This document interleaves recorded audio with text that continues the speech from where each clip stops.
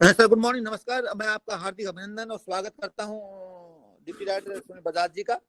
और मैं बजाज साहब के बारे में एक बात इस ट्रेनिंग के माध्यम से बताना चाहूंगा कि आपने अपने सेवा काल के दौरान सर्विस के ड्यूरिंग सर्विसेज आपने क्लास 1 ऑफिसर अक्सर डीओ डीडब्ल्यू देखे होंगे, और उनको विद्यालयों में जब वो आते हैं मॉनिटरिंग और मैनिटरिंग के लिए, तो उनका जो एटीट्यूड भी देखा होगा कि वो किस प्रकार से आप उससे डीलिंग करते हैं, विद्यार्थियों से डीलिंग करते हैं, या आप ऑफिस आते हो तो कैसे उनका व्यवहार होता है। उनमें से एक हमारे सुनील बजाज जी आपके बीच में आज हैं। उनके बारे में केवल 2 मिनट में ये बात बताना चाहूंगा आपको कि जब भी सेमिनार मैथमेटिक्स के होते हैं, हमारे सुनील बजाज जी की ये खूबी विशेष है इनकी कि आप उस समय अपना पद भूल जाते हो कि मैं class 1 officer deputy director senior most व्यक्ति हूं इस विभाग का। वो 9 बजे से लेकर शाम को 5 बजे तक अपने सेमिनार को खुद स्वयं चलाते हैं, खुद पीरियड लेते हैं, खुद कोऑर्डिनेट करते हैं, खुद मैनेजमेंट करते हैं।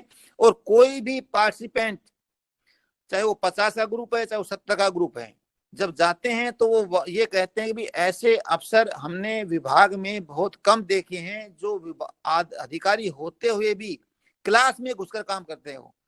देखो, basically all we are teachers, और टीचर्स कहने से टीचर नहीं होता, टीचर वो है जो सीखने और सिखाने का काम कर रहा है। दूसरी खूबी इनकी ये है कि आपने अपने मैथमेटिक्स की किताबें देखी होंगी, उसके अंदर जो नेशनल लेवल के ऊपर जो कमेटी बनती है, बुक राइटिंग की जो किताब कमेटी होती है, उसमें आप नियमित रूप से नेशनल लेवल के ऊपर आप उस मैनेजमेंट कमेटी के सदस्य हैं। लेखन जो उनकी कमेटी है उसके आप एक एक्टिव सदस्य हैं। तीसरी खूबी ये है कि आपने अपने विद्यालयों में एक पट्टिका देखी होगी जो कि बच्चे को सबसे सरलतम विधि से पढ़ाते हैं। वो पट्टिका बनाने में बजाज साहब का पूरी अहम भूमिका है। तो ऐसे व्यक्तित्व का मैं आभार वो करेंगी, तो मैं बहुत ही आदर सम्मान के साथ आपको सादर आमंत्रित कर रहा हूं। सभी साथियों को नमस्कार। तो आज की जो चर्चा की शुरुआत करते हैं। अभी जैसे अश्विनी जी बता रहे थे कि काफी सारे टॉपिक आपके साथ डील कर चुके हैं। आज मैं आपसे बातचीत करूंगा कक्ष के बारे में। कैसे अध्यापक साथियों को आपने मोटिवेट करना है, एक टीम के रूप में कैसे कार्य करना है, और किस तरह से उनको टीचर्स को आपने गाइड करना है, इनसे इंटरेक्ट करना है, और कैसे उनके गुणों का आपने, जो उनके गुण हैं, उनको कैसे यूज करके आगे बढ़ना है। तो सबसे पहले तो मैं आपसे चर्चा करूंगा कक्ष में एक बहुत ही महत्वपूर्ण जो एक बायसनेस है। पहले से ही सभी ये सोच के रखते हैं कि बच्चों के अंदर, कुछ बच्चों में टैलेंट है, कुछ बच्चों में ऐसा, ये एक प्रथा चली आ रही है, ये मानते हैं लोग, और समाज में भी और हमने अपने घर में भी देखा होगा।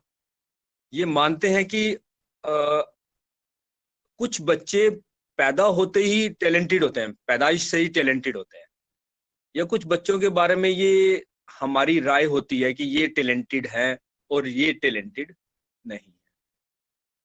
तो अभी आप में से कितने लोगों की राय है कि बाय बर्थ ही टैलेंटेड होते हैं बच्चे, बाकी टैलेंट जो होता है सिर्फ बर्थ से ही होता है, वैसे नहीं होता? कोई इस बारे में कोई अपनी राय रखेंगे? कोई भी साथी अपना माइक अनम्यूट करें। Good morning sir. हाँ जी, बोलिए सुनीता जी। हाँ जी, पहले तो सर हम ये मानते थे कि भाई शायद टैलेंट बाय बर्थ होता है, लेकिन अभी हमें ट्रेनिंग में बताया कि हर आदमी में न्यूरॉन्स, मैं कह रही हूँ कि भाई अभी हमें पता लगा कि भाई साइंटिस्ट ने ये प्रूव कर दिया कि भाई न्यूरॉन्स बनते रहते हैं। तो इसका मतलब टैलेंट बाद में भी आ सकता है बच्चे में, ये जरूर नहीं है कि वो बाय बर्थ ही टैलेंटेड हो। और वैसे भी हर, हाँ जी, मुझे नाम भी ध्यान है उस लड़की का, वो कुसुम नाम था उनका। और मतलब जब वो हमारे पास 6th क्लास में आई तो बहुत ज्यादा कमजोर थी सर, बहुत। हमने धीरे धीरे उसको मतलब ऐसे इम्प्रूव किया, और 8th में उसके मतलब पासिंग मार्क्स आए, और 10th में उस बच्ची ने 68% मार्क्स लिए। और ये नहीं है कि भाई नकल वकल से, मतलब ऐसे बिल्कुल, मतलब हम उसको पढ़ाते थे, उसकी नॉलेज बढ़ती जा रही थी। ठीक है, धन्यवाद सुनीता जी। कोई और कुछ कहना चाहते हैं? कोई बोल रहे हैं तो मीनाक्षी जी बोलिए। नमस्कार सर। सर मैं एक मेडिकल स्टूडेंट थी और मैं इस बात में विश्वास करती हूँ कि जो बच्चा जितनी ज्यादा मेहनत करेगा, ब्रेन सेल्स अपने आप डेवलप होते हैं और वो उतना शार्प होता चला जाएगा। बहुत बढ़िया, धन्यवाद। देखिए, सबके अपने अपने अनुभव हैं, हर कोई अपने अनुभव के आधार पे भी बोलता है, और हमारे जो अनुभव हैं वो हमारे वर्षों तक जैसे अभी दिनेश जी बता रहे थे कि अलग अलग तरह से हमने जो एक्सपीरियंस किया है, हम उसी के आधार पर अपने बातों को रखते हैं। और अभी जैसे सुनीता जी, मीनाक्षी जी ने बात की, तो ये रिसर्च के बेस पे बात कर रहे हैं। तो मैं भी आपको एक उदाहरण देना चाहता हूँ कि स्टैनफोर्ड यूनिवर्सिटी की प्रोफेसर जो बॉयलर, उन्होंने 3 वर्ष तक ये न्यूरो साइंटिस्ट के साथ मिलकर बच्चों के ऊपर रिसर्च की, जिसका शायद आपके ग्रुप में पहले से भी किसी ने डिस्कस किया है, तभी आप लोगों ने ये बात की है। न्यूरोप्लास्टी या न्यूरॉन जो बनते हैं, ये कब बनते हैं? तो इसका, जैसे अभी आप में से ही बोल रहे थे कि जब जब हम जैसे फिजिकली अपने शरीर को फिट रखने के लिए हम मसल्स को मजबूत करने के लिए एक्सरसाइज करते हैं, उसी तरह से बिल्कुल ब्रेन के अंदर भी ग्रोथ होती है। और वो ग्रोथ कब होती है? जब हमारा मन ये मान लेता है कि हम कर सकते हैं, अभी हमारे से नहीं हुआ और हम कर सकते हैं, और वो कोशिश करता है। गलतियां होती हैं, लेकिन वो गलतियों से ये मान लेता है कि जो गलती हुई है वो किसी कारण से हुई है, अभी मैं उस हल तक नहीं पहुंचा हूं, लेकिन मैं कोशिश करूंगा और मैं कर सकता हूं। ये विश्वास जब तक बच्चे के अंदर आ जाता है या रहता है, तब तक वो बच्चा कर सकता है। हमारे बच्चों के अंदर वो विश्वास जगाना, वो विश्वास बनाए रखना, ये एक चुनौती है। मुझे याद है कक्ष में जब हम 6th 7th 8th में या स्कूल में जब पढ़ते थे, तो 2 3 4 बच्चे ही फटाफट कॉपी आगे दिखाते थे, बाकी बच्चे कॉपी नहीं दिखाते थे। कारण एक ही था कि गलती होने पर डर लगता था, मास्टर जी या तो डांट देंगे या पिटाई कर देंगे या सभी के सामने हमें वो शर्मिंदा होना पड़ेगा हमारी गलती होने पर। तो ऐसे बहुत से कारण थे जिसकी वजह से वो बाकी बच्चे अपनी कॉपी नहीं दिखा सकते। तो ये जो कॉन्फिडेंस की कमी कब आई? जब गलती होने का डर हुआ। तो मैं आपको एक उदाहरण देना चाहता हूं। मैंने अभी पिछले वर्ष फिनलैंड कंट्री इस टाइम दुनिया के सबसे जाने माने उन देशों में है जहां की शिक्षा प्रणाली देखने के लिए अनेक देशों के लोग जाते हैं। और वो एक बेहतरीन, आपने अगर किसी ने सुना हो, पीसा एक इंटरनेशनल असेसमेंट टेस्ट है जिसके आधार पर बच्चों की रैंकिंग दी जाती है, जिसमें फिनलैंड अग्रणी पोजीशन में है। कोरिया, जापान, ये लोग काफी आगे। जैसे एक पहली बार जब भारत ने इस कंपटीशन में पार्टिसिपेट किया, बच्चों ने जब पार्टिसिपेट किया, तो आप हैरान होंगे, 177 देशों में भारत का 176वां या 175वां स्थान, मतलब लास्ट के 3-4 देशों में था। तो कारण क्या था, इस पे भी हम चर्चा करेंगे। जो पेडागोजी है, जो एक्चुअली डील करने का जो तरीका है, उस पे हमें चर्चा करने की आवश्यकता है। तो फिनलैंड कंट्री की मैं बात कर रहा था। फिनलैंड कंट्री में क्लासरूम में एक टीचर, मैं एक आर्टिकल पढ़ रहा था वहां के टीचर का, तो उसने दिखा कि कैसे कक्ष में उसने शुरुआत की एक टॉपिक के बारे में। तो पहले पेज पे उसने लिखा था कि जब मैं कक्ष में गया तो मैंने अनाउंस किया कि भाई बच्चों, आज जो टॉपिक हम करेंगे वो आप एकदम से कर नहीं पाओगे, आपको समझ में नहीं आएगा, या इसके जो प्रश्न है वो आप हल नहीं कर पाओगे। तो ये थोड़ा सा डिफरेंट टॉपिक है। अब आप में से कोई बताए कि क्या कारण था उसने ये अनाउंस किया और इस अनाउंसमेंट से क्या फायदा हुआ। कोई भी साथी बताए कि टीचर का ये अनाउंस करना कि आज जो हम टॉपिक करने जा रहे हैं वो बहुत डिफरेंट है और ये आप इसके प्रश्न आज पहली बार में आप नहीं कर पाएंगे। तो आप में से कोई भी बताए कि क्या कारण है टीचर को ये अनाउंस करना पड़ा और दूसरा इससे क्या फायदा हुआ। बच्चे पहले से ही तैयार होंगे सर कि हम सोचें कि ऐसी क्या चीज है जो हम नहीं कर पाएंगे। बहुत बढ़िया, आप अपना नाम बता दें please. My name is Anju Sharma, GHS घरोड़ा, फरीदाबाद। बहुत बढ़िया। तो ये तो बिल्कुल सही कहा आपने। एक तो बच्चों के अंदर उसने एक जिज्ञासा जगा दी, बिल्कुल सही। और कोई? और उसके बाद वो ट्राई भी करेंगे उस चीज को देखने के लिए कि क्या ऐसी चीज है मुश्किल है हम करें, उसको ज्यादा एफर्ट करेंगे सर। बिल्कुल सही कहा आपने कि एक चुनौती के रूप में उनके सामने ये आ गया और उन्होंने चुनौती को स्वीकार करने का मन ही मन सोच लिया होगा। ऐसा दो चीजें आपने बताई, एक तो जिज्ञासा और दूसरा चुनौती को स्वीकार करना। तो दो चीजें बच्चों के मन में आई। और इसके अलावा कोई और विशेष बात, किसी और को कोई और कोशिश करें, और क्या कारण रहा होगा, या ट्राई करें प्लीज। ये सर, एक साथ बच्चों में भी उससे क्यूरियोसिटी भी जागृत होगी। बहुत बढ़िया, क्यूरियोसिटी जागृत होगी, सही कहा। और कुछ?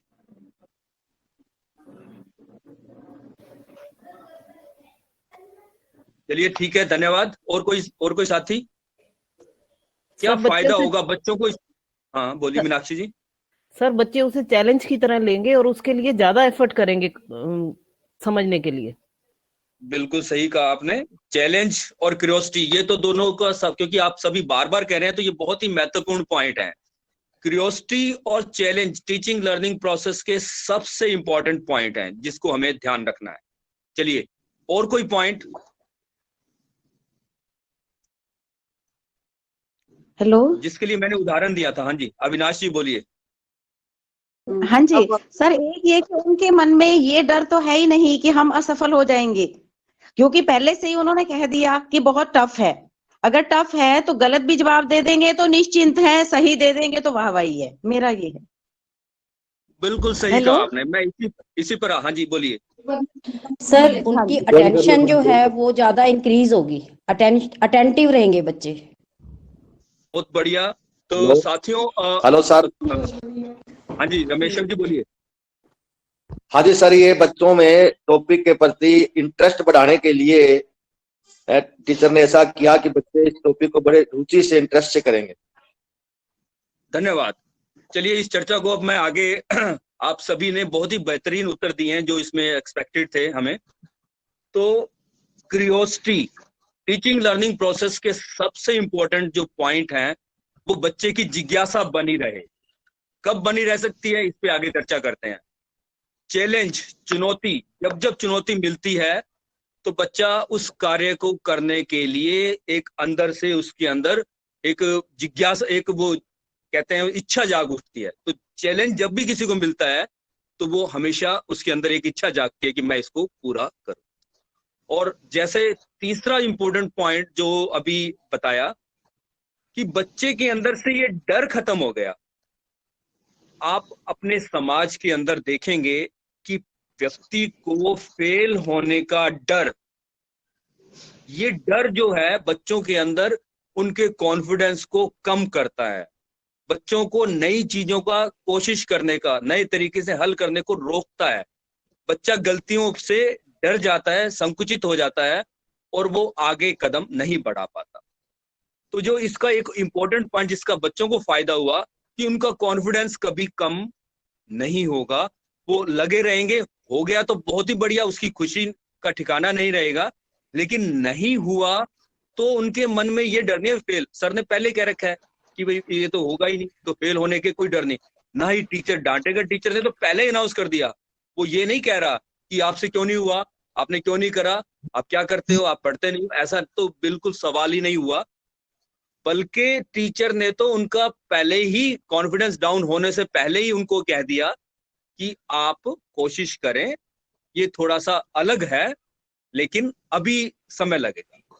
अभी नहीं हो रहा लेकिन हो जाएगा।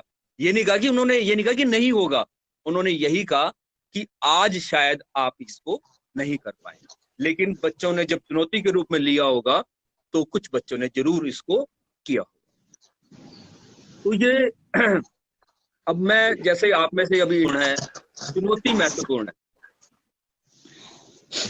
हमारा जो कक्षा का जो वातावरण है उसमें आपको ध्यान देने की आवश्यकता है। क्या टीचर का कार्य है बच्चों को सब कुछ थाली में परोस करके देना, सब कुछ रेडीमेड करके देना है? क्या टीचर का कार्य बोर्ड पर प्रश्न हल करना है? क्या टीचर का कार्य केवल बतलाना है, केवल समझाना है, या कुछ और है? न्यू एजुकेशन पॉलिसी में 21st सेंचुरी स्किल्स के बारे में बात की गई है, उसमें कुछ अलग चीजों की बात की गई है, उस पर मैं चर्चा करता हूं। उससे पहले मेरा अगला प्रश्न आपके सामने है जिसका आप सभी मुझे बारी बारी से उत्तर देंगे। जो एक बार बोल चुके हैं प्लीज कोशिश करें अन्य को मौका दें, और जब अगर कोई उत्तर नहीं दे रहा तब आप बोलें। प्लीज एक बार कोशिश करने दें सभी को। तो मेरा प्रश्न है कि एक मशीन में और एक बच्चे में क्या हम लोग कुछ भी फ्यूल डालकर उसको हम उससे आउटपुट ले सकते हैं, लेकिन जो बच्चा है उसके अपने इमोशंस है, अपने इनोवेशंस है, वो हर खुद सोचता है। मशीन में हम जो फीड करेंगे वही आउटपुट आ जाएगा, लेकिन बच्चा बहुत तो बढ़िया चंद्रकांता जी, आपने कहा कि मशीन में जो आउटपुट डालते हैं, इनपुट डालते हैं, मशीन उतना ही करती है, बिल्कुल सही।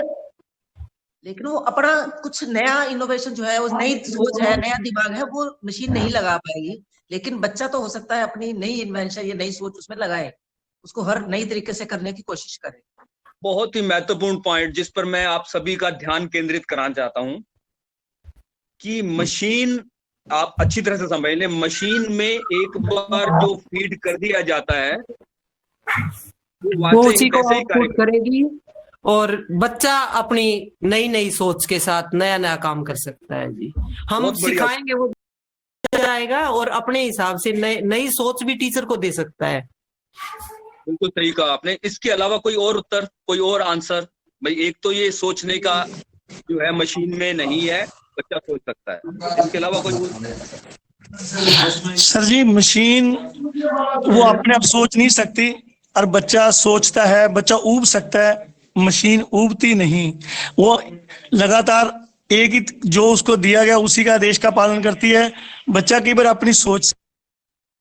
श्यामलाल जी ने कहा कि बच्चा ऊब सकता है, मशीन ऊबती नहीं है। पहले साथी ने उत्तर दिया कि मशीन सोच नहीं सकती, बच्चा सोच सकता है। अब जैसे मैं आपको एक उदाहरण देता हूं, पंखा है, एक मशीन है। पंखा, बटन दबाया, पंखा एक निश्चित दिशा में घूमने लग जाता है। लेकिन अगर बच्चे को एक रुका हुआ पंखा उसको कहें कि इसको घुमा, तो वो उल्टा, सीधा या पकड़ के घुमा दे, वो 3-4 तरह से अलग अलग कोशिश कर सकता है। क्यों? क्योंकि बच्चे का अपना दिमाग है, वो अपना दिमाग लगा रहा है। मशीन उसमें तो पहले से डाल दिया भाई तूने ऐसे घूमना है, और वो वैसे ही घूमता है। दूसरा, उगने की बात, बहुत ही महत्वपूर्ण बात, रुचि। पंखा एक मशीन है, क्या कभी कहता है कि नहीं आज मेरा मन नहीं है? वो तो बटन दबाया चल पड़ा। लेकिन बच्चा जो है वो, आप ये इस चीज को समझे कि बच्चे को आप कोई कार्य कहेंगे तो उसकी रुचि होगी तो वो करेगा, अगर रुचि नहीं होगी तो वो नहीं की। तो आपने जो उत्तर दिया, बहुत बढ़िया उत्तर दिया कि मशीन सोच नहीं सकती, बच्चा सोच सकता है। मशीन की रुचि नहीं है किसी काम में, वो तो चलेगी, वो तो जैसे ही बटन दबाओगे चल पड़ेगी। बच्चे की रुचि महत्वपूर्ण है, रुचि होगी तो वो पार्टिसिपेट करेगा। अब आपको कक्षा का वातावरण, उसके बारे में सोचना है कि टीचर जब डील कर रहा है, ध्यान दीजिए इस बात को, टीचर जब कक्षा में डील कर रहा है, चाहे वो हिंदी का है, चाहे वो मैथ का है, चाहे साइंस का है, चाहे सामाजिक का है, क्या वो बच्चों के अंदर कुछ फीड कर रहा है? क्या उनके दिमाग में कुछ डाल रहा है, या क्योंकि बच्चों के पास दिमाग है क्या उनको सोचने का मौका दे रहा है। ये आपको बहुत ही महत्वपूर्ण पॉइंट कि कक्ष में बच्चा जब टीचर जब बच्चों को डील कर रहा है तो क्या वो ब्लैक बोर्ड पे प्रश्न हल करता जा रहा है, बच्चे नोट करते जा रहे हैं, क्या ये मशीन की तरह डील हो रहा है। ध्यान दीजिए, आपको विचार करना है।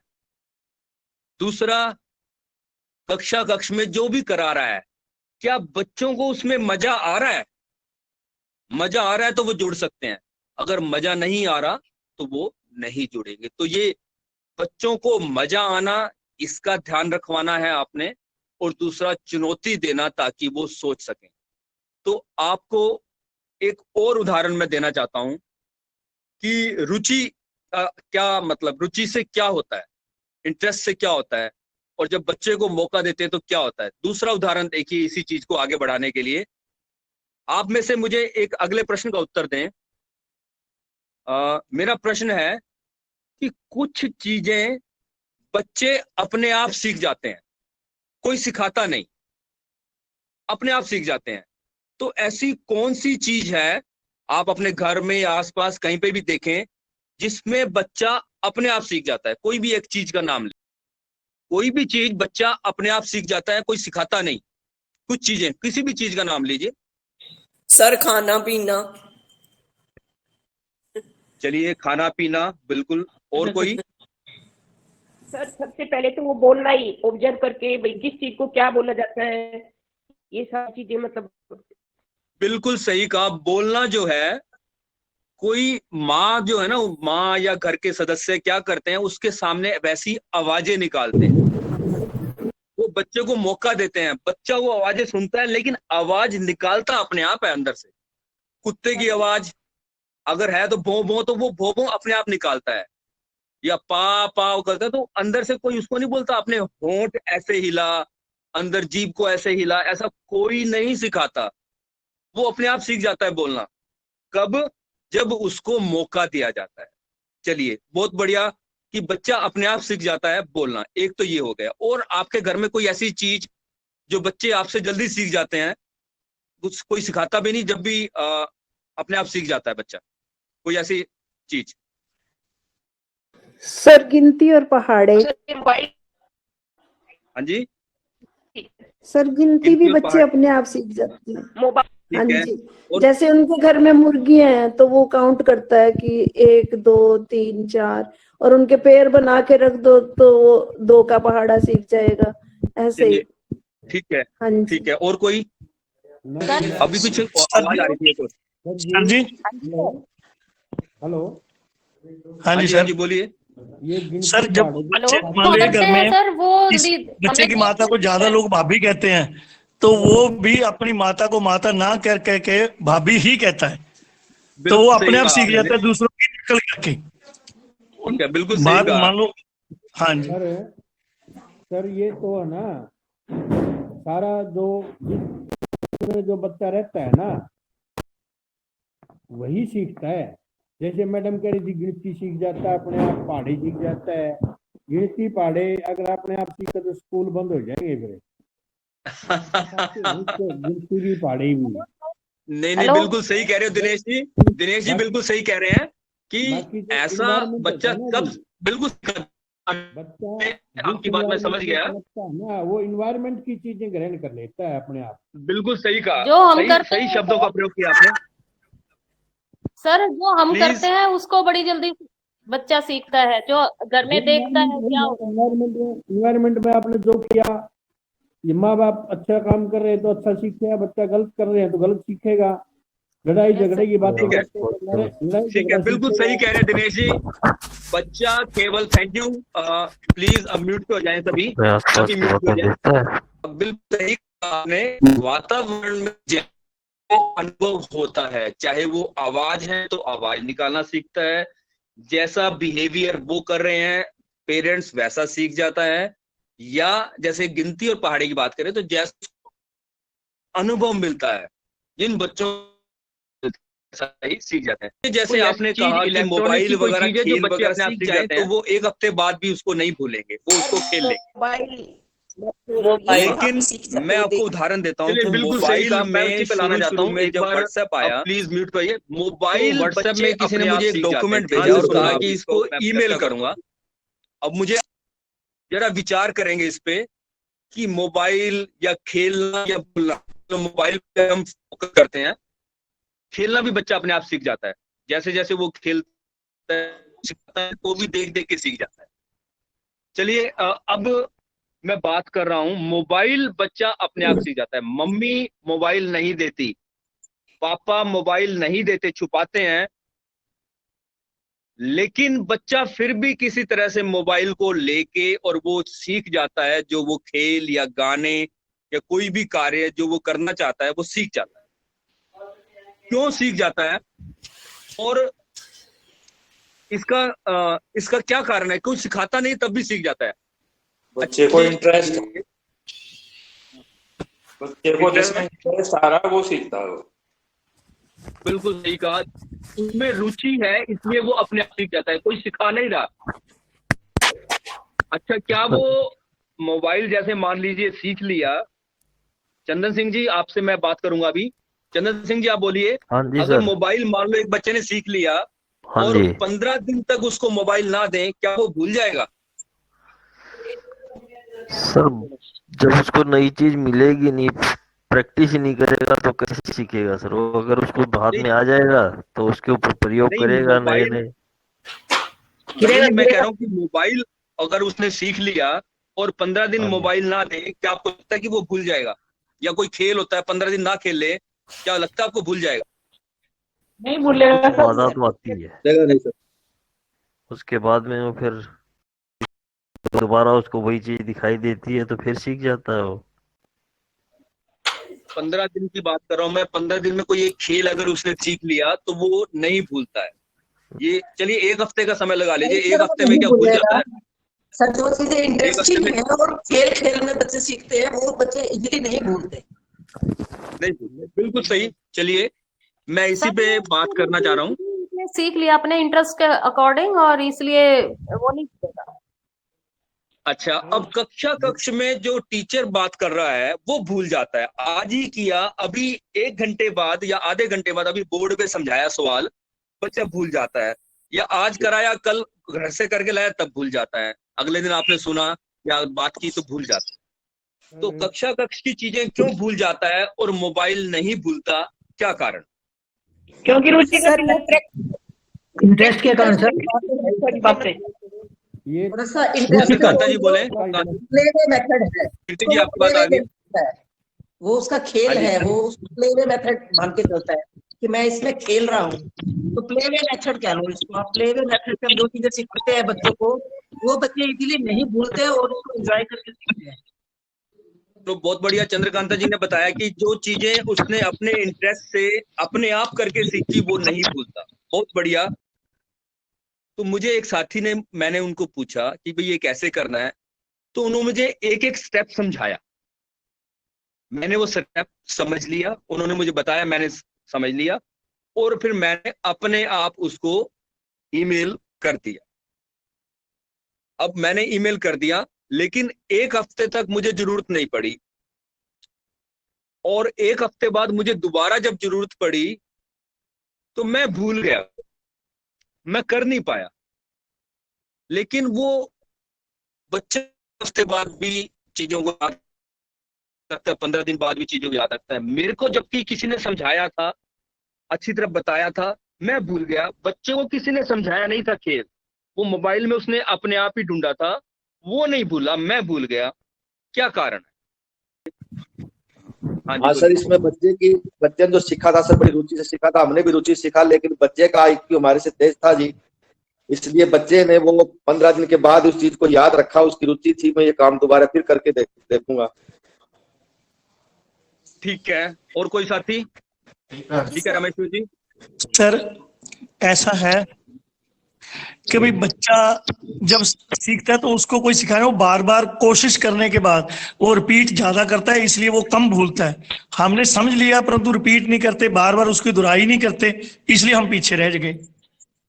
नहीं, बच्चे ने भी 1 हफ्ता मोबाइल चलाया नहीं, बच्चा फिर भी नहीं भूला, और हमने भी नहीं चलाया, हमने भी आपने एक बार समझा, उसने बार बार कोशिश करके उस पर आप खुद करके सीखा, करना और भूल और करने से सीखा जी वो। नहीं सर, लर्निंग बाय डूइंग,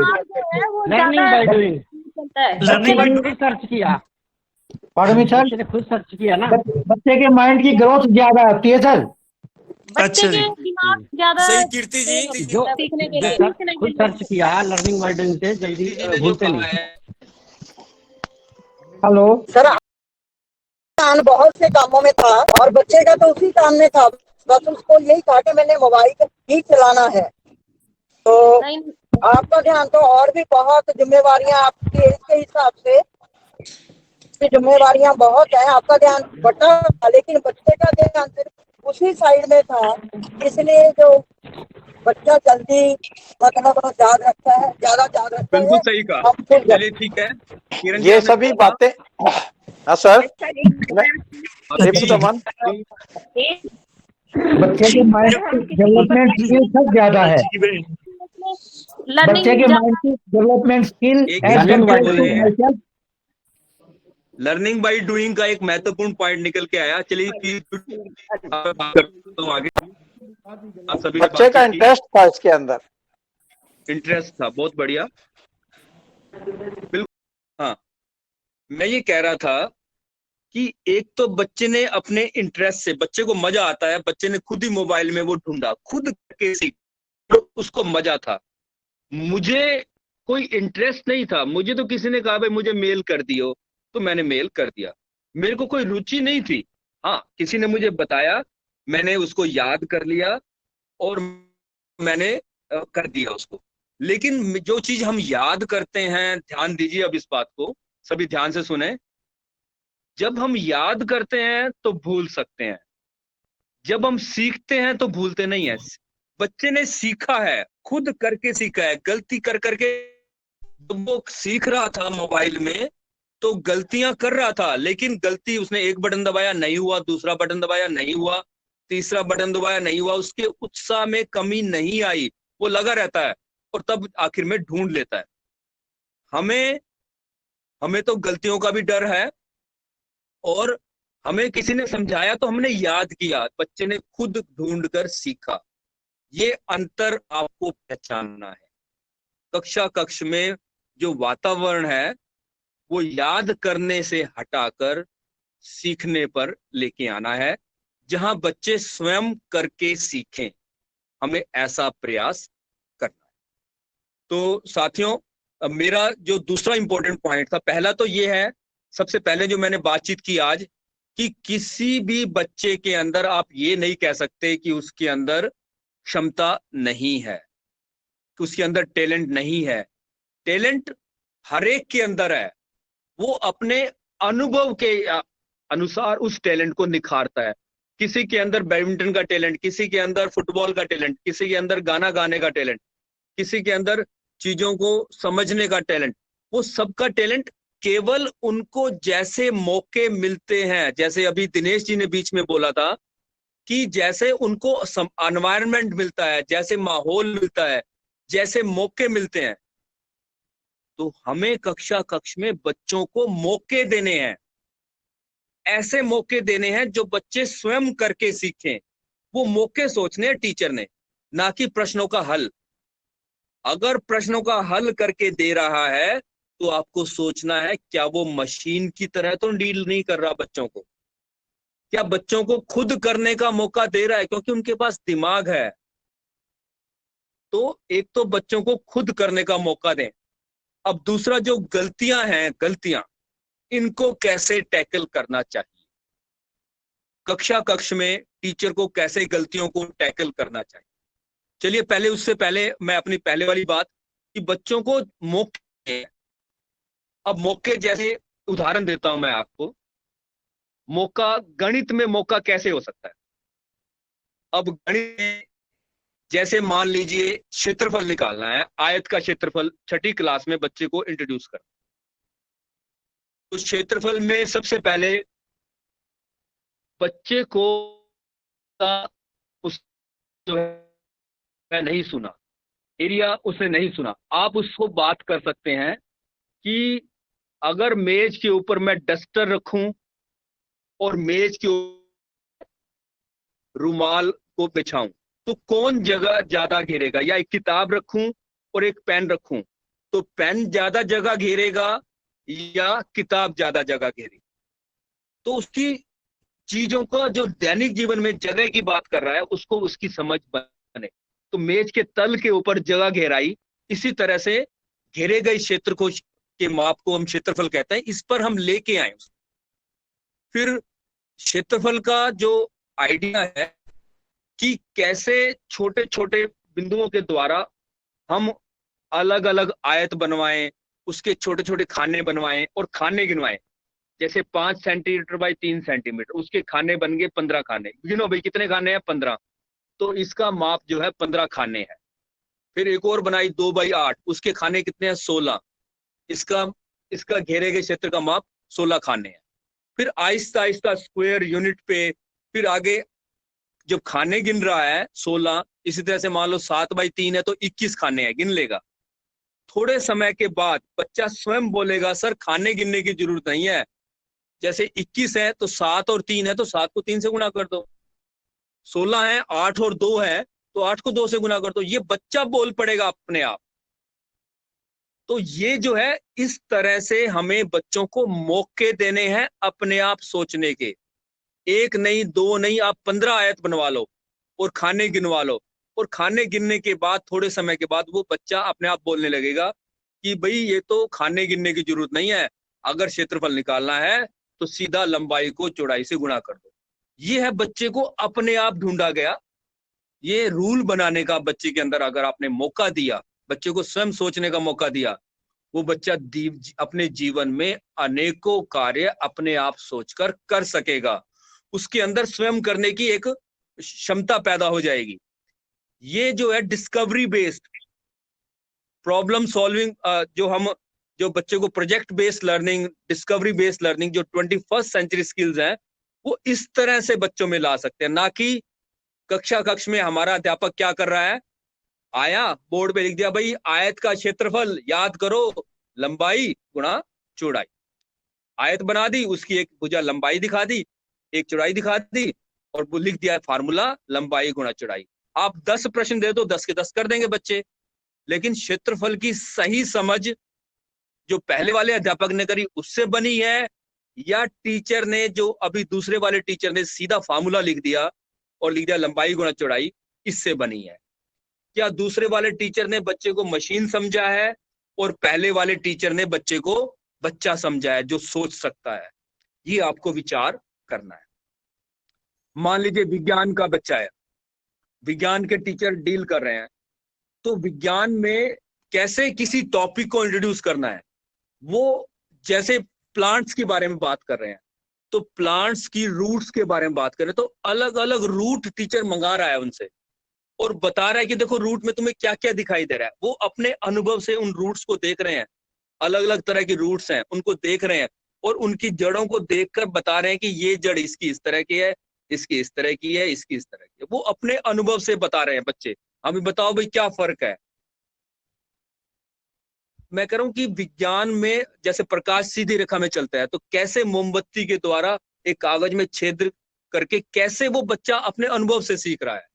ये सारी चीजें जब अपने अनुभव से सीखता है तो वो सीखता है, वो याद नहीं कर रहा, वो सीख रहा है। भाषा की बात करें, भाषा में जैसे हमें बच्चों के अंदर देखिए भाषा का मुख्य उद्देश्य क्या है, बच्चा कम्युनिकेट कर सके, बोल सके, अपनी बात कह सके। आप में से कितने साथी हैं जो अपनी बात को समय पड़ने पर, जरूरत पड़ने पर स्टेज पर कहीं पे खड़े होकर अपनी बात कह सके? ये क्षमता कब आती है? जब हम अपने शब्दों के द्वारा किसी बात को व्यक्त करने का मौका हमें बार बार मिलेगा तो हमारे अंदर वो कॉन्फिडेंस आ जाएगा। तो ये कॉन्फिडेंस कक्षा में बच्चों को अलग अलग तरह के मौके दिए जाएं, चित्र दिया जाए, उस पर कहानी, उस पर बोलो, इस पर कविता बनाओ, इस पर कहानी बनाओ, सोचो, अपने शब्द लिखो। जब वो अपने शब्दों को सोचेगा, अपने दिमाग से सोचेगा, तो ही वो उन चीजों को सीखेगा। अगर आपने किताब में दी गई पुस्तक के प्रश्न के उत्तर आपने लिखवा दिए तो बच्चा याद करेगा। आपको ये याद रखना है कि आप याद करवाने पे ध्यान देना चाह रहे हैं या कक्षा कक्ष में बच्चों को समझने का, खुद करने का मौका दे रहे हैं। तो ये चीजें आपको अवश्य ध्यान रखनी है कि हमें, अब जैसे मान लो सोशल स्टडी है, मान लीजिए एक प्रश्न आया है, महात्मा गांधी का जन्म कब हुआ, महात्मा गांधी का जन्म स्थान का क्या था। एक तो ये सीधा प्रश्न आया। एक इसी चीज को महात्मा गांधी ने अहिंसा का सिद्धांत दिया। आप अपने दैनिक जीवन में अहिंसा को किस प्रकार यूज करेंगे, या आपने कहीं किसी को यूज होते हुए देखा है? अपने किसी काम में आप अहिंसा का प्रयोग करके किस जगह पे आपने, और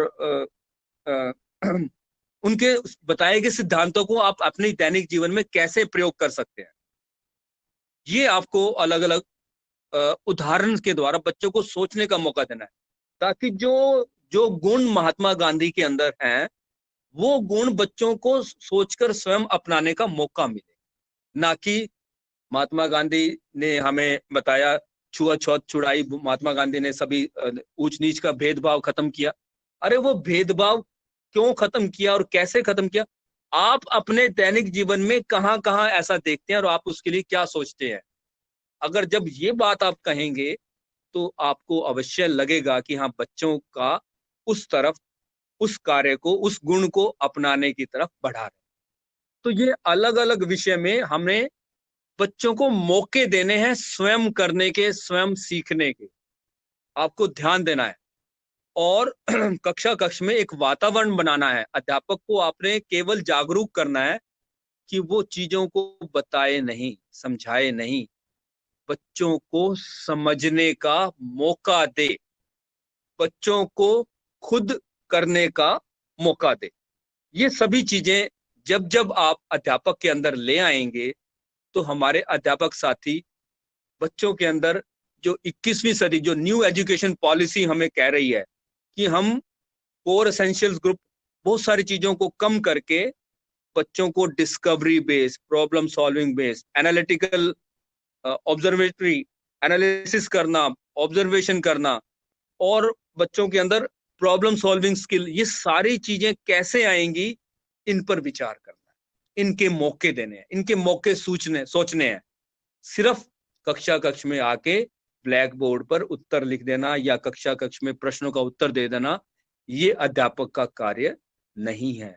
बच्चों को जब अध्यापक स्वयं करने की आदत बना देगा तो बच्चे अपने आप करेंगे, उनके टीचर का रोल मिनिमम हो जाएगा।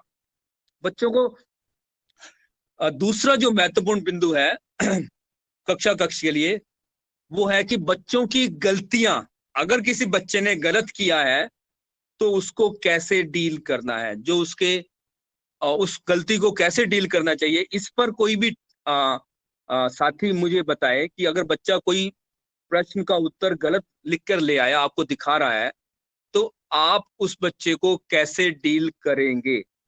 एक बार कि इसका कोई आंसर बन सकता है, थोड़ा और सोचो, ठीक कर सको को, तो लेके आओ आंसर बन सके। देखो, दोबारा से देख लो, ठीक है। ये आपका तरीका है कि बच्चे को कहेंगे एक बार दोबारा से देख लो। और पहले वाले मैम ने कहा है कि बच्चे को एक प्रश्न हल करके दूसरा प्रश्न हल करके बता देंगे कि ऐसे, वो प्रश्न ऐसे नहीं हो सकता, ऐसे हो सकता। चलिए, और कोई?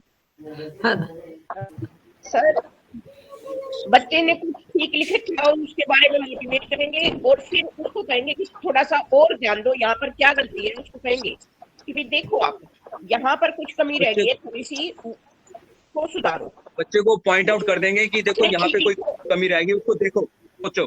बच्चे को सोचने का मौका देंगे आप, ठीक है। कुछ बोलना चाह रहे हैं? हाँ जी सर, मैं रणबीर सिंह न्योली से, डिस्ट्रिक्ट कैथल। मैं बोलना चाह रहा हूँ कि सबसे पहले मैं शाबाशी दूंगा कि वो तारीफ के लिए आया हो, कुछ सीखने के लिए आया। क्योंकि जो ही वो सीखने के लिए आया है तो मैं उसको बार बार बताऊंगा, जितनी बार बताऊंगा उसका इंटरेस्ट होगा, वो सीखेगा उसमें और वो उसमें आगे बढ़ेगा, क्योंकि वो इंटरेस्ट से आया है। उसका सवाल गलत हुआ है वो चीज उसकी अलग है, लेकिन वो सीखने आया है तो उसको हम ज्यादा से ज्यादा सिखाने की कोशिश करेंगे। एक बार नहीं, 2 बार, दूसरी बार नहीं, तीसरी बार वो जरूर सीख जाएगा सर। उसको बार बार समझाएंगे, उसको गलत नहीं ठहराएंगे सर, कहते नहीं ये गलत सही कर कहा दिया, आपने।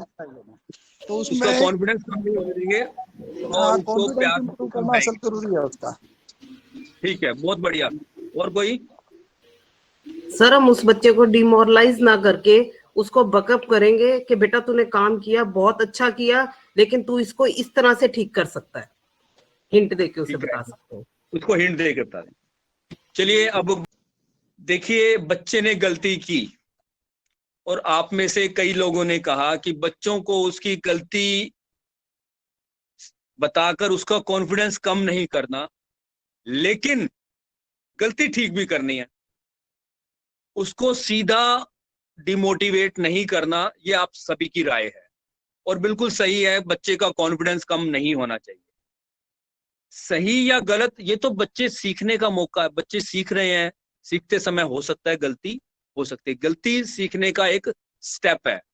जब हम गलतियां करते हैं तभी हम उसको आहिस्ता आहिस्ता उसके और सही की ओर बढ़ते हैं। तो गलती हुई, अब टीचर ने देखो आप में से 4-5 तरीके बताए। एक तो कहा दोबारा से देख लो, एक तरीका। एक ने कहा कि अपने साथियों के साथ बैठ के दोबारा मिला दो, साथियों से देख लो, दूसरा तरीका। एक ने कहा थोड़ा हिंट दे देंगे और फिर उसको कहेंगे कि अब दोबारा करके देख। या चौथे ने कहा कि उसको समझा देंगे, बेटा ऐसे प्यार से समझाएंगे, बेटा देखो ऐसे कर सकते हैं, ऐसे गलत होता है, ये सही तरीका। तो ये 4-5 तरीके आए। एक सबसे पहले कहा था कि उसको कोई अन्य प्रश्न दे देंगे उसी से मिलता जुलता। ध्यान से सुने, अब ये जो तरीका है कि जैसे एक प्रश्न बच्चे से नहीं किया तो उससे मिलता जुलता एक दूसरा प्रश्न दे दिया जो उससे आसान था, जो उससे प्री रिक्विजिट, उसका पूर्व ज्ञान के आधारित था। तो आपने एक तो पूर्व ज्ञान पर आधारित एक प्रश्न दे दिया जिससे वो जो प्रश्न गलत हुआ था उसके बारे में उसकी धारणा ठीक हो। तो ये एक तरीका। अब देखो 5 तरीके हैं, सभी तरीके हम देखते हैं दैनिक जीवन में, सभी टीचर यूज करते हैं।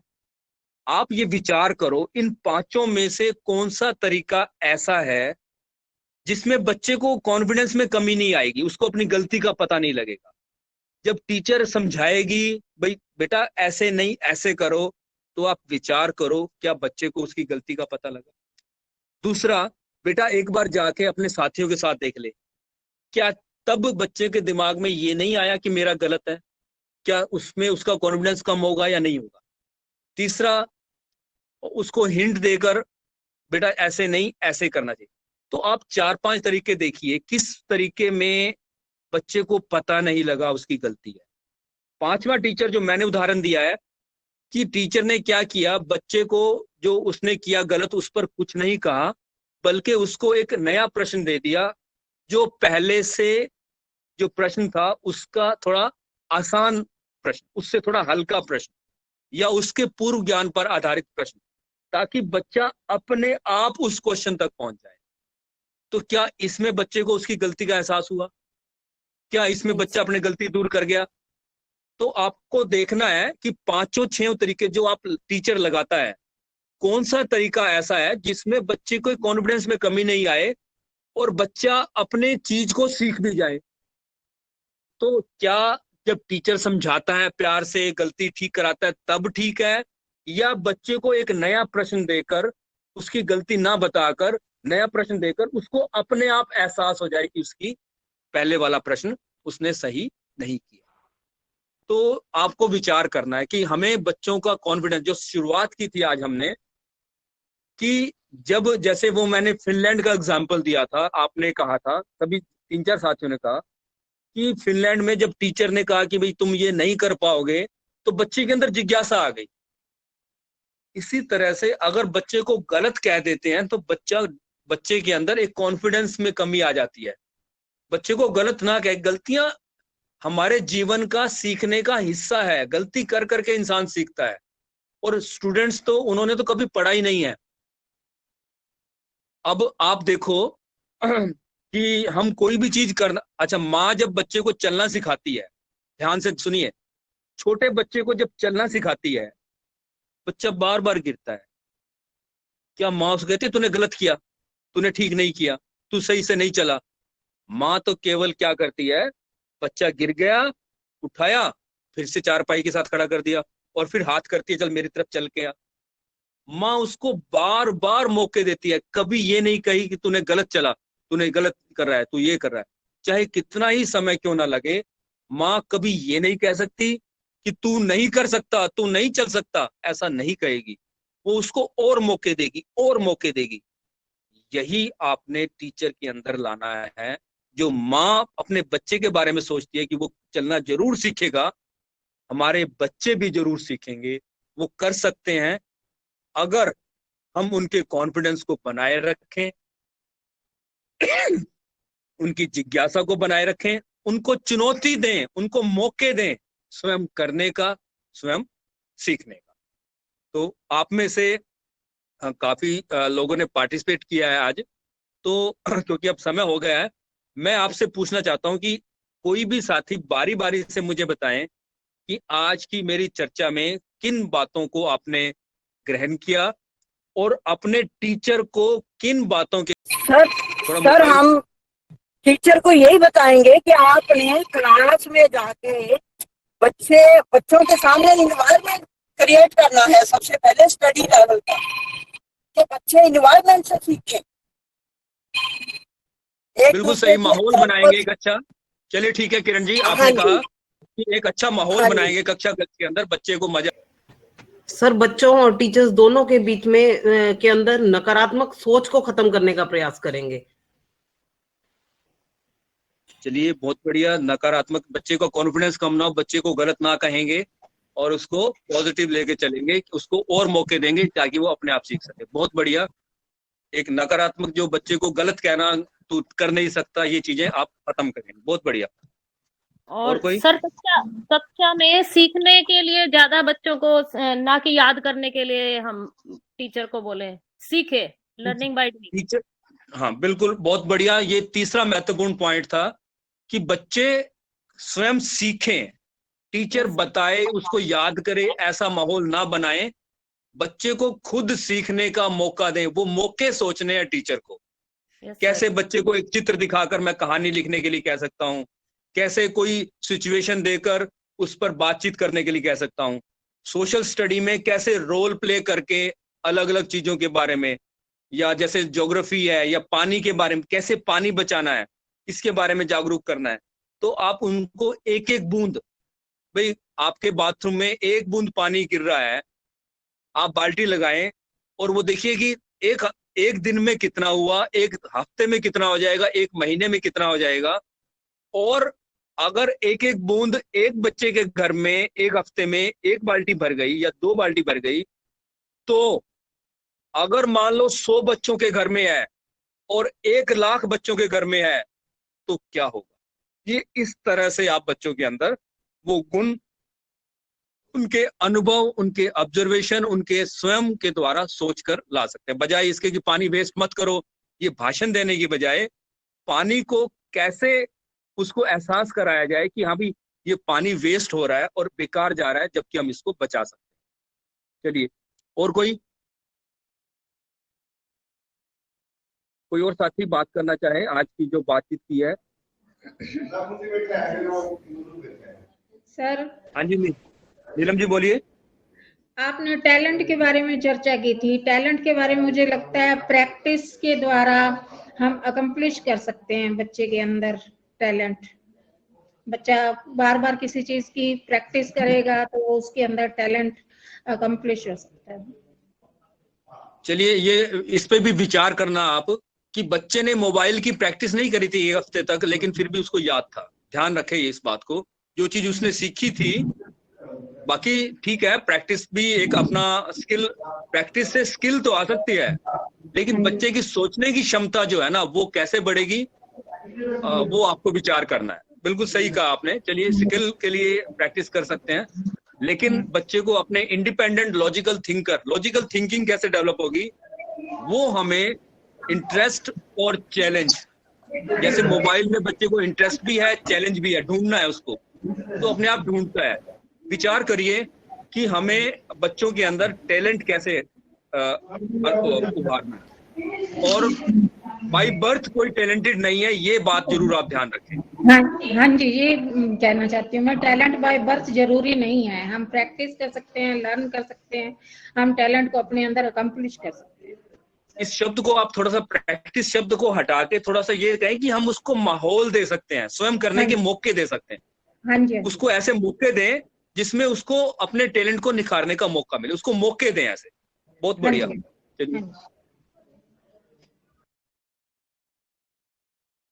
कोई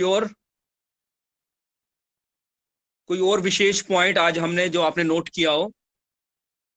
मशीन के बारे में मैंने बात की थी, कोई इसके बारे में बताना चाहे कि आपको टीचर्स को कैसे डिस्कस करेंगे? Good morning sir. Good morning. Good morning sir. जी सर, बच्चे के मन में डर ना बैठाएं, उसको प्यार से डील करें। बहुत बढ़िया। हेलो। डर खत्म करना बहुत ही महत्वपूर्ण पॉइंट है, जैसे फिनलैंड वाले टीचर ने किया, बच्चे के अंदर वो टॉपिक भी कराया, बच्चे को चुनौती भी दी, लेकिन डर नहीं बनने दिया। भी नहीं होगा तो क्या हो जाएगा। मास्टर जी पहले ही कह रहे हैं कि भाई डर, कोई डरने की बात ही नहीं, होएगा नहीं, कोई बात नहीं। तो ना होना, प्रश्न हल नहीं कर पाना बच्चे का, इसको बच्चे को कभी डांटना नहीं, कभी टोकना नहीं। बिल्कुल सही, बहुत बढ़िया।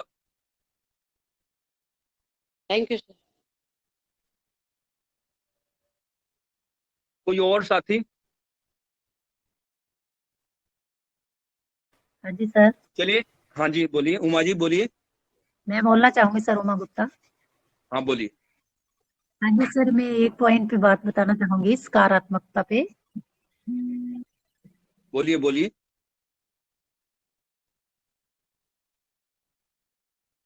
उमा जी बोलिए।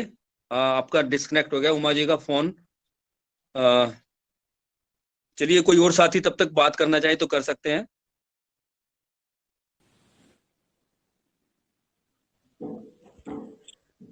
चलिए, मेरे ख्याल से आज की हमने चर्चा जो की, हाँ उमा जी ज्वाइन हो गए। सर मेरा पॉइंट मोबाइल, हाँ वो मोबाइल बंद हो गया था, बीच में फोन आ गया था सर। सर ये मैं कहना चाहूंगी, सकारात्मकता बच्चे के लिए बहुत जरूरी है। अभी मेरे स्कूल में 2 बच्चे 10th क्लास में अपना नाम कटाने के लिए आए। वो कहते जी हम पास तो हो ही नहीं सकते, हमें SLC दे दिया जाए। लेकिन हमने उनको इतना समझाया भी SLC तो हम आपको दे ही देंगे, आप एक बार पेपर दे के देखिए, अपना एडमिशन भरवाइए, दाखिला आपकी फीस नहीं है तो हम आपकी भरेंगे। आप घर अभी भी घर बैठे हैं और बाद में भी अपने घर बैठना है। अगर मार्च में आपका रिजल्ट आ जाता है, हो सकता है पास ही हो जाए, तो उनके पेरेंट्स को भी बुला के समझाया, उनको भी समझाया, और दोनों बच्चों का दाखिला भरा हमने 10th का, और वो दोनों पॉजिटिव हो गए। बड़ी खुशी हुई इस बात से हमें सर। इस तरह से हम बच्चों को पॉजिटिव कर सकते हैं। बिल्कुल ठीक है, ये आपने एक अच्छी मोटिवेशन बनाया, मोटिवेशन किया बच्चों को और बच्चों को मौका दिया। धन्यवाद। कोई और साथी? सर बच्चे को मशीन ना समझा जाए, मतलब इसमें यूं है कि भाई उसको यूं नहीं समझे कि भाई हमने जो कुछ इसको सिखा दिया बस वही सीखे, नहीं, उसको खुद उसके अंदर अपना मतलब मौके देने हैं कि भाई उसके अंदर वो क्या इम्प्रूवमेंट ला सकता है, कैसे और ज्यादा इसमें ऐड कर सकता है और अच्छा बना सकता है, मतलब खुद सीखे। वो खुद सीखने के मौके टीचर को सोचने हैं। आपने टीचर को मोटिवेट करना है कि भाई नए नए तरीके सोचो कि बच्चे अपने दिमाग से कुछ कर सकें, ऐसे मौके सोचो। हर प्रश्न का उत्तर, मास्टर जी को कहो कि प्रश्न का उत्तर आपने नहीं लिखवाना, बच्चे को लिखने दो। वो शुरू में थोड़ा टाइम लग जाएगा, लेकिन वो प्रश्न का उत्तर जब ढूंढने लग जाएंगे ना, तो फिर आपका मास्टर जी की भी आधी से ज्यादा प्रॉब्लम सोल्व हो जाएगी। उनको उत्तर लिखवाना नहीं पड़ेगा, बच्चे प्रश्नों के उत्तर स्वयं ढूंढने लग जाएंगे। शुरू में टाइम लग सकता है, लेकिन आहिस्ता आहिस्ता हो सकता है 2 महीने लग जाए, 3 महीने लग जाए, लेकिन उनको आदत बनाने। शुरू में 5 प्रश्न है तो 2 प्रश्नों के उत्तर भाई तुम अपने आप ढूंढो, क्या होगा, सारे उत्तर मत लिखवाएं। फिर आहिस्ता आहिस्ता 3 प्रश्न बढ़ाए, आहिस्ता आहिस्ता। हाँ sir, learning by doing process. हाँ, लर्निंग बाय डूइंग प्रोसेस। हाँ, सबसे ज्यादा इंपॉर्टेंट, बिल्कुल सही कहा कि बच्चे को खुद सीखने का मौका दो, बताओ मत, समझाओ मत ज्यादा, उसको समझने का मौका दो अपने आप। बहुत बढ़िया, लर्निंग बाय डूइंग, यही एक मोटो बना के आप टीचर के साथ बातचीत कर सकते हैं। बच्चे खुद सीखेंगे, मास्टर जी के समझाने से जो सीखेंगे वो तो केवल याद होगा, लेकिन जो खुद करके सीखेंगे वो सीखना होगा। सीखना और याद करना अलग अलग है। तो मान लो आपको बोलना है तो। हेलो सर, नमस्कार। नमस्कार। हाँ जी, अशोक जी बोलिए। डिस्ट्रिक्ट यमुनानगर से बोल रहा हूँ सर, गवर्नमेंट हाई स्कूल बापा से। हाँ जी अशोक। मैंने एक फार्मूला मैं बताना चाह रहा था कि मैंने पढ़ा भूल गया, मैंने देखा याद रहा, मैंने किया मैं सीख गया। बहुत बढ़िया। हाँ जी सर, बहुत बढ़िया। तो ये फार्मूला अगर बच्चे पे लागू करें हम तो बच्चा बहुत आसानी से बहुत सारी चीजें सीख जाता है। धन्यवाद। जैसे सर साइकिल चलाना सीखना है, हम उसको कितना भी उसके बारे में बता दें, भाई ऐसे चलती है, ऐसी होती है, और फिर बच्चा उसको जब तक खुद नहीं चलाएगा तब तक वो सीख नहीं पाएगा। किसी भी सब्जेक्ट के मामले में उदाहरण दिया अशोक जी। अशोक जी बहुत बढ़िया उदाहरण दिया, धन्यवाद। हाँ जी sir, thank you sir. Sir वही है, लर्निंग बाय डूइंग से इंटरेस्ट क्रिएट होगा बच्चे में, मजा आएगा उसको, बिल्कुल सही है, उसको अच्छा लगेगा और मौका मिलेगा बार बार खुद करने के लिए। हाँ, और वो बच्चा जब खुद कर रहा है तो उससे गलतियां होंगी, ध्यान रखो। एक बिल्कुल गलतियां होंगी, उन गलतियों को इग्नोर करना है। एक बैटरी बनाने वाले ने जब बैटरी बनाई तो 2000 बार कोशिश करी, तो 1999 गलतियां करी उसने बैटरी बनाने में, 10 साल लगाए, 1999 गलती करी, 2000वीं बार बैटरी बनी। तो गलतियां कोई बात नहीं है, लेकिन आ जाएगा, हो जाएगा। जो चीज हमें आ जाती है फिर वो भूलती भी नहीं है सर, बार बार करने के बाद वो फिर भूलेगी भी नहीं कभी। ठीक है, thank you all for participating interactively in this meeting.